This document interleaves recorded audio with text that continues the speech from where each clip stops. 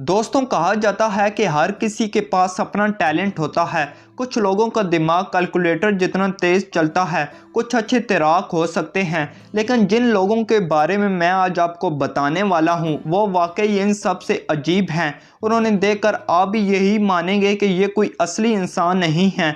मगर video start करने से पहले एक छोटी सी गुजारिश है कि हमारे चैनल एसएन टेक्स को सब्सक्राइब करना ना भूलिएगा। हसना मोहम्मद मिसलमानी। दोस्तों, अगर आपने म्यूटेंट्स के बारे में सुना है तो आप उस म्यूटेंट के बारे में ज़रूर जानते होंगे जो किसी को टच करते ही डायमंड बना सकता है। लेकिन मैं यहाँ एक लड़की हसना की बात कर रहा हूँ। बेशक ये कोई हीरे नहीं बना सकती, लेकिन इस लड़की की आंखों से निकलने वाले आंसू असली क्रिस्टल के बने हुए होते हैं। इस लड़की की कहानी मार्च 1996 में शुरू हुई। हसना अपने स्कूल में थी जब उसे महसूस हुआ कि उसकी बाईं आंख में से कुछ निकल रहा है। बाद में पता चला कि वो एक असली क्रिस्टल है, लेकिन किसी को भी नहीं पता था कि ये कहां से आ रहे हैं। हसना अपने घर गई और ये बात उसने अपने वालिदैन को बताई। जब वो ये बात अपने माँ बाप को बता रही थी, तब भी एक और क्रिस्टल उसकी आंख से बाहर निकलता हुआ दिखाई दिया, जिस वजह से उसके वालिदैन को इस बात पर यकीन करना पड़ा और उसके वालिद उसे हॉस्पिटल लेकर आए। बहुत से डॉक्टर्स ने हसना के कई टेस्ट किए और 2 हफ्ते तक उसे हॉस्पिटल में ही रखा गया। इसके बाद ही पता चल पाया कि ये असली क्रिस्टल्स हैं, लेकिन ये कोई नहीं बता पाया कि उसकी आंख में ये क्रिस्टल्स आते कहाँ से हैं।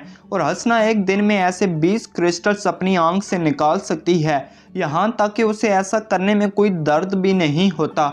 इन क्रिस्टल्स पर एक जेली चढ़ी हुई होती है, लेकिन बाहर निकलते ही ये पूरी तरह से सफ़ेद हो जाते हैं। बेशक ये हीरे नहीं हैं, लेकिन फिर भी ये पूरी दुनिया से अलग तो है ही। डैनियल टैमिट। दोस्तों, आप शायद मुझे झूठा बोलने लगे अगर मैं आपको ये कहूँ कि एक आदमी है जो 12 ज़बानों में बात करता है और उनमें से एक ज़बान उसने खुद ही बनाई है।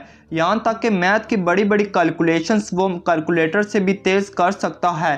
बेशक आपने कैलकुलेटर वाले और भी बहुत से लोग देखे होंगे, लेकिन डैनियल टैमिट थोड़ा अलग है। असल में डैनियल को एक बीमारी है जिसका ज़्यादा असर उसके दिमाग पर हुआ है और तब से ही वो अपने दिमाग में बहुत बड़ी बड़ी कैलकुलेशंस कुछ ही सेकंड में कर सकता है। आप शायद यकीन ना करें, पर वो 100 डिजिट्स को भी इतनी तेज़ी से मल्टीप्लाई और डिवाइड कर सकता है कि आप सोच भी नहीं पाएंगे। उसका मानना है कि वो कोई भी नई ज़बान सिर्फ 1 हफ्ते में सीख सकता है। उसे हर जगह सिर्फ नंबर्स ही नंबर्स दिखाई देते हैं।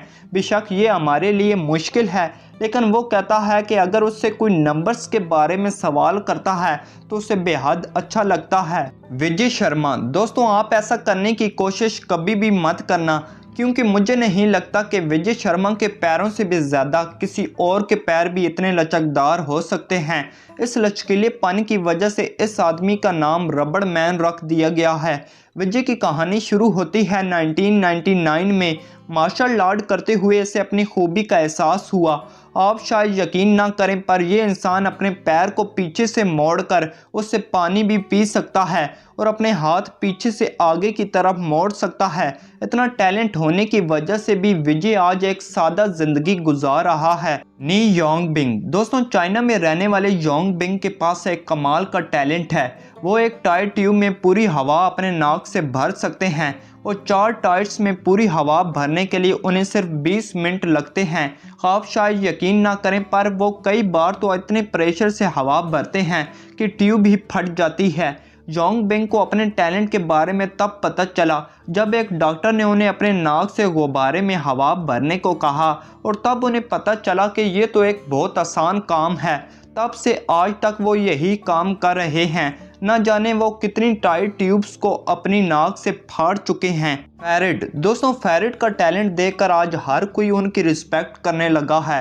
ये खिलाड़ी अपनी ट्रेनिंग के लिए दिन रात लगा रहता था और जो नतीजा निकला वो कमाल का था, जिसे देखकर हर कोई हैरान रह गया। ये माना जाता है कि फेरिड हर एक्सरसाइज कर सकता है, लेकिन वो अपनी स्पीड की वजह से बहुत फेमस हुआ, यानी कि ये मशीन की तरह तेज़ अपने हाथ चला सकता है।